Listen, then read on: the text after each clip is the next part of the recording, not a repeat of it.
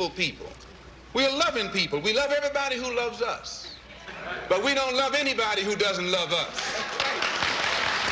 This week marks 56 years since civil rights activist Malcolm X was assassinated right here in New York City.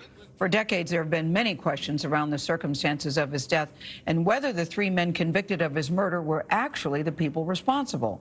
Well, at a news conference last Saturday, Malcolm X's daughter heard a letter for the very first time that they say is evidence that the NYPD and the FBI conspired to have their father assassinated. CBS This Morning Saturday co-host Michelle Miller explains what this could mean for Malcolm X's legacy. White people don't realize how frustrated Negroes have become. Malcolm X was a legendary orator, charismatic, controversial, revolutionary. To lift the struggle for freedom of the Negro in this country from the level of civil rights to the level of human rights. On February 21st, 1965, he was assassinated while giving a speech at the Audubon Ballroom in Harlem.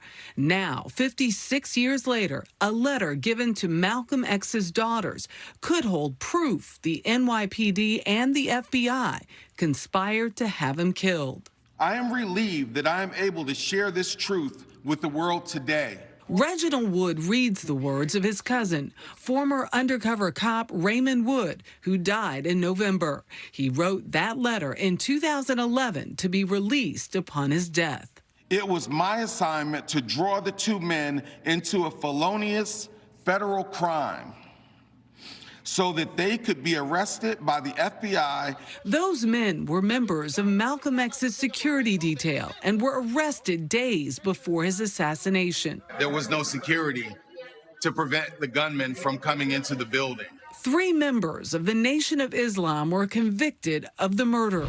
Malcolm's death never sat right with me. On the heels of the 2020 Netflix documentary, Who Killed Malcolm X?, the Manhattan District Attorney's Office began a preliminary review last February. After the letter's release, it says their review remains active and ongoing. As for the NYPD and the FBI, they say they have turned over all their relevant records to the DA and will cooperate. For CBS This Morning, Michelle Miller, New York. First on CBS This Morning, Malcolm X's daughter, that's Ilyasah Shabazz, and civil rights attorney Ben Crump join us to discuss. Good to see you both. I want to start with you, Ilyasah, because I can't imagine what it was like for you as his daughter. Hearing those words for the first time on Saturday, what were your thoughts as you heard them? Wow. Well, first, good morning, Gayle. It's a pleasure to be here with you.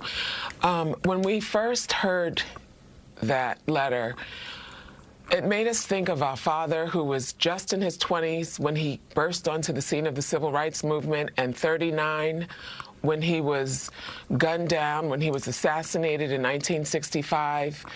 He gave the biggest critique of America, and he wanted America to live up to her promise of liberty and justice for all. And we have seen historically the injustice against Black Americans primarily, and my father worked diligently to ensure the end of this senseless brutality. Were you surprised by the words? Were you surprised to hear what the officer said?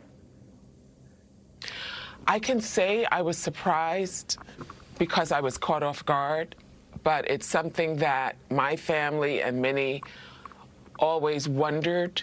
But most importantly, we wanted to ensure that the truth is uncovered. Mm-hmm. Ben Crump, I know that good to see you, Ben, and we should say you're not representing the family at this time, but I know the Wood family brought the letter to you in November. Why was it not revealed until last weekend?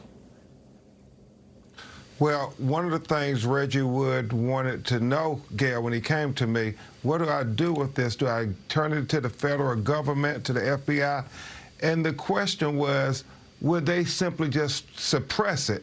As this had been a secret for 56 years that Ray Wood had carried under duress. He had been told that there would be personal harm to him and his family if he ever told people about the FBI and the NYPD conspiring to assassinate Malcolm X. And so, Gayle, this is about restorative justice, trying to vindicate those who have been wrongfully convicted by Raymond Wood, NYPD, and the FBI, people like Panther 21, including Tupac Shakur's mother, Afeni Shakur. Those two men who spent almost 3 decades in prison to keep Ray's secret, you know, for trying to discredit civil rights leaders. And in Malcolm's case, and many believe in Fred Hampton and Martin Luther King's case, led to their deaths. Yeah. Ilyasah, I'm curious, given what Mr. Crump just said about Officer Wood, the late Officer Wood, I'm very curious what you think of him today. On the one hand, he's written this letter, so the information is now out there, but on the other hand, he was part of it back then, and he was silent for so many years. Well, listen, my parents' home was firebombed on Valentine's Eve as they both lay in bed asleep. A bomb was thrown in the nursery of their baby's room where my sisters and I slept. 1 week later, my mother witnessed this horrific assassination of her husband. She was a young woman with 4 babies and pregnant with twins. And I know that she was excited to walk into that Audubon ballroom that Sunday afternoon to see her husband. And she walked out shattered. She tended to his needs and opened his tie. And, you know, in spite of all of this trauma that she endured, she raised her 6 daughters with love, kindness, joy. You know, I just take my hat off to her. To your mother, yes. And if we can find out the truth. We could find out the truth. Ilyasah, we don't have much time left. I know, Ben, you've called for a commission on this, but I'm curious, Ilyasah, about what do you think is the biggest misperception about your dad, and do you think his message is being perceived differently these days? Can you say it in a couple of sentences? Well, I think now that, yes, I can. Young people were politicized this summer when they witnessed the death of George Floyd. I think that many people are now turning to Malcolm because they realize that Malcolm had a profound reaction to these horrific injustices that continue to occur even today. All right, Ilyasah Shabazz, still there are so many questions that need to be answered, and I hope that you get them. Ben Crump, thank you. Thank you. Thank you for bringing this letter to light.